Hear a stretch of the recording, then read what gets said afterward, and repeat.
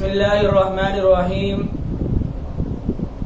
جانور کو ذبح کرنے سے متعلق کچھ آداب ہیں اور نیت ہمیں کیسے کرنی چاہیے ان کا ذکر کروں گا۔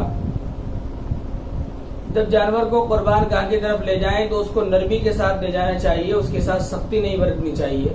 بہت سارے لوگ اس کو مارتے ہیں، پیٹتے ہیں، کچھ اس کو کھینچ کر لے جاتے ہیں، اور جہاں قربان گاہ دور ہوتی ہے تو اس کو سواری کے پیچھے باندھتے ہیں اور سواری کو دوڑا دیتے ہیں تو اس کو پریشان کرتے ہیں۔ یہ چیزیں نہیں کرنی چاہیے، یہ سب ادب کے خلاف ہیں۔ اور دوسری چیز یہ یاد رکھنی چاہیے کہ جس چھری سے جانور کو ذبح کر رہے ہیں ایک تو اس کو پہلے سے تیز رکھیں، جانور کے سامنے اس کو تیز نہ کریں اور نہ جانور کے سامنے اس کو لہرائیں۔ نمبر 3، ایک جانور کو دوسرے جانور کے سامنے ذبح نہ کریں۔ اور نمبر 4، ذبح کرنے میں یہ چیز یاد رکھنی چاہیے کہ ہمیں جانور کی 4 رگیں کاٹنی ہیں۔ پہلی وہ جس سے جانور سانس لیتا ہے، دوسری وہ جس سے کھانا پانی اندر جاتا ہے، اور تیسری اور چوتھی وہ جس سے خون گردش کرتا ہے، جن کو شہرک بولتے ہیں۔ ان چاروں کا کاٹنا ضروری ہے۔ اگر ان میں سے 2 کٹ گئی اور 2 رہ گئی تو قربانی حلال نہیں ہوگی، اگر 3 کٹ گئی تو قربانی حلال ہو جائے گی۔ اور یہاں ایک بات اور یاد رکھنی چاہیے کہ جب جانور کی 4 رگیں کٹ جائیں تو جانور کو چھوڑ دینا چاہیے، نہ اس کے حرام مغزی میں چھری مارنی چاہیے، نہ اس کے اعضا کاٹنے چاہیے، نہ اس کی کھال اتارنی چاہیے، بلکہ جانور کو چھوڑ دینا چاہیے تاکہ اس کا جو خون ہے وہ سب باہر نکل جائے۔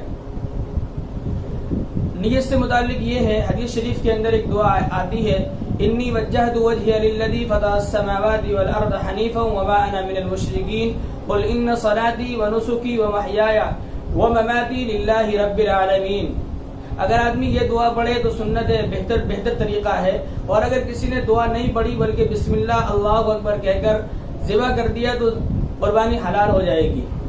بہت سے لوگ سوال کرتے ہیں کہ جی اگر ہم نے بسم اللہ نہیں پڑھی، کوئی عربی جملہ نہیں کہا، بلکہ ہم نے اپنی زبان کے اندر کہہ دیا اللہ کے نام پر ذبح کرتا ہوں، اللہ کے لیے ذبح کرتا ہوں، جب بھی قربانی حلال ہو گئی، کوئی کراہت نہیں ہو جائے گی۔ یہاں ایک اور مسئلہ ذہن میں رکھیں، بہت سارے لوگ جانور ذبح کرنے کے لیے چھری کے اوپر ہاتھ لگا دیتے ہیں، 2-3 لوگ اس کے اوپر سہارا لگا کر ذبح کرتے ہیں کہ جلدی ذبح ہو جائے۔ تو جتنے لوگوں نے چھری پکڑ رکھی ہے، چھری کو ہاتھ لگا رکھا ہے، سب کے لیے تکبیر کہنا ضروری ہے۔ اگر ان میں سے ایک نے بھی تکبیر نہیں کہی تو قربانی حلال نہیں ہوگی۔ ہاں اگر بھولے سے چھوٹ گئی تو پھر قربانی حلال ہے، اس میں کوئی کراہت نہیں ہے۔ ایک اور چیز دھیان رکھیں، بہت سارے لوگ کہتے ہیں قربانی کے وقت کہ بھئی سب نیت کر لو۔ نیت تو ہماری پہلے سے ہے، نیت دل کے ارادے کا نام ہے، زبان سے نیت کے الفاظ ادا کرنا ضروری نہیں ہے۔ اب لوگ یہ پوچھتے ہیں کہ کون کون قربانی ذبح کر سکتا ہے، کس کس کی قربانی جائز ہے اور حلال ہے۔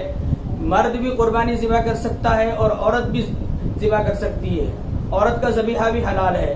اور اسی طرح ایک مسلمان ہے، وہ گونگا ہے، اس کی زبان نہیں اٹھتی، وہ بول نہیں سکتا، تو اس کی قربانی بھی جائز ہے، کیونکہ وہ مسلمان ہے، دل کے اندر اس کے یہ ہے کہ میں جانور کو ذبح کر رہا ہوں، اس لیے اس کی قربانی بھی حلال ہے۔ ہمیں ان چیزوں کا خیال کرنا چاہیے، ہے تو یہ بہت چھوٹی باتیں لیکن ہمیں ان کو ذہن کے اندر رکھنا چاہیے، اور یہ آداب میں سے ہیں۔ اور خاص طور سے نیت ہمیں اللہ کی رضا کے لیے کرنی چاہیے، کیونکہ جو میں نے آیت کریمہ پڑھی ہے، دعا کے اندر جو آیت پڑھی، قل ان صلاتی ونسکی ومحیای ومماتی للہ رب العالمین، اے نبی کہہ دیجئے کہ میری نماز، میری قربانی، میرا مرنا اور میرا جینا سب کچھ اللہ کے لیے ہے۔ تو ہمیں بھی یہی عقیدہ کرنا چاہیے کہ جو ہم قربانی کر رہے ہیں، نہ ہم گوشت کھانے کے لیے کر رہے ہیں، نہ ہم گوشت بیچنے کے لیے کر رہے ہیں، نہ ہم نام کے لیے کر رہے ہیں، نہ ہم بڑائی کے لیے کر رہے ہیں، نہ ہم کسی اور چیز کے لیے کر رہے ہیں، بلکہ جو ہماری قربانی ہے ہم اس کا خون اللہ کے حکم سے اللہ کے نام پر بہا رہے ہیں۔ اللہ تو ہم سے راضی ہو جا۔ اللہ تعالی ہم تمام کو عمل کرنے کی توفیق عطا فرمائے۔ وآخر دعوانا الحمدللہ رب العالمین۔